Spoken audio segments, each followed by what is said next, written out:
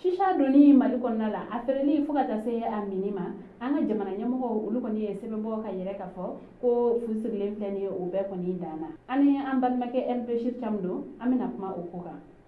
Thiam i ni ɲakuma. Mun ka i fo ka an filɛbaga bɛɛ lajɛlen fo nin waati in na. An y'a yɛrɛ k'a fɔ ko mali jamana ɲɛmɔgɔ olu ye sɛbɛn dɔ kɔni bɔ ka yɛrɛ k'a fɔ ko shisha ko ale man ka don mali kɔnɔ tuguni ko mɔgɔ min mana sɔrɔ a mini la o tigi bɛ ɲangi fo ka taa se a feereli ninnu ma yala i bɛ se ka mun de fɔ an ɲɛna o ko kan. N bɛ se ka min fɔ dɔrɔn i n'a fɔ y'a fɔ cogo min na shisha a donni a feereli walima a mini ka a kɔn an ka jamana kɔnɔna la n'o décision taara arrêté interministériel fɛ n'o ye ministres bɛ jɛ ka décision min ta ɲɔgɔn fɛ i b'a ye k'a fɔ ko nin tun ye laɲiniba ye min tun na kɛra maa caman fɛ a ka jɛkulu caman fɛnɛ fɛ k'a yira k'a fɔ ko shisha ko fɛn min ye sisimafɛn don ni ani ji fo ka taa se arɔn ni charbon ma ni an'olu de bɛ min ɲɔgɔn fɛ i b'a ye k'a fɔ ko a kasa parafɛnama don wa a sisi bɔta fɛnɛ ka ca kosɛbɛ a kun diyara kosɛbɛ an ka sifinnakaw ye kɛrɛnkɛrɛnnenya an ka musolakaw npogotiginakaw a kun diyara olu ye kosɛbɛ laɲini tun kɛra jɛkulu caman fɛ fɛn min ye k'a fɔ ko shisha in ko ka se ka mesure ta ka se ka a mini jɔ k'a feereli jɔ parce que fɛn min don a conséquence kɔlɔlɔba de bɛ a la ka ɲɛsin an ka kɛnɛya yɛrɛ ma donc i b'a ye k'a fɔ ko commune 4 la ni hakilila jiginna i b'a ye k'a fɔ ko yen mairilakaw autorité communale mɔgɔw tun ye décision ta maire tun y'a signé k'a fɔ ko fɛn min ye shisha ye k'a kana ye mini na tuguni commune 4 kɔnɔna la donc hali ni maa dɔw y'a yira k'a fɔ ko mini min don a tɛ min bɔlɔn kɔnɔna la nka a bɛ se ka min i ka sow kɔnɔna la walima ɲɛnajɛkɛyɔrɔ boîte kɔnɔna la a bɛ se ka min olu kɔnɔna la mais k'a fɔ ko fɛn min ye ka taa i sigi bɔlɔn kɔnɔ ko a tɛ min o la i b'a k'a fɔ ko shisha nana ka na ampleur ba ta ka na kɛ de telle sorte i n'a fɔ cigarette bɛ min cogo min na bɛɛdaw la shisha yɛrɛ ta nana juguya parce que gɛrɛn yɛrɛ bɛ sigi a mini kama wa gɛrɛn minnu bɛ sigi i b'a ye k'a fɔ ko musolakaw ka ca la kosɛbɛ a caman na fɛnɛ i b'a ye k'a fɔ ko fɛn min ye denmisɛnninw ye minnu si ma bɛrɛ bɔ olu caman ka donna a mini fɛnɛ la tuguni donc o ye kojugu ye ko min ni a cɛ ka jugu kojugu parce que denmisɛnninw u yɛrɛ u b'a min u t'a minkun yɛrɛ dɔn u b'a ye tɔw t'a kɔnɔ o fɛnɛ b'a min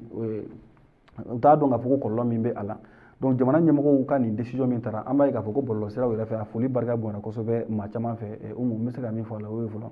Yala shisha ale mun filɛ nin ye a bɛ se ka bana jumɛn lase buna hadamaden ma.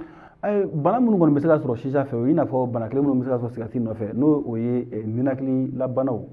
parce que mɔgɔw ka appareil respiratoire i b'a ye k'a fɔ ko a bɛ dankari olu de la kosɛbɛ bon tiɲɛni min dun don e t'a ye ɲɛ ŋɛɲɛ na a tɛ ye mɔgɔ farikolo la k'a fɔ ko shisha bɛ ka tiɲɛni kɛ mais a bɛ ye kɔnɔna de la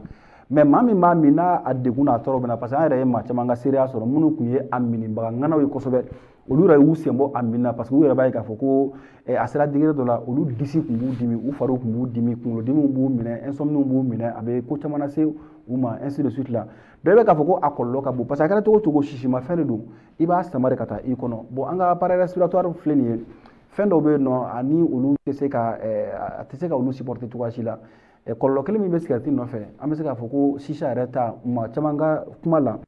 minnu yɛrɛ ye a minbagaw ye minnu ye a minbagaw ye walima minnu yɛrɛ ye kɛnɛya tigilamɔgɔw ye olu caman b'a yira k'a fɔ ko a kɔlɔlɔ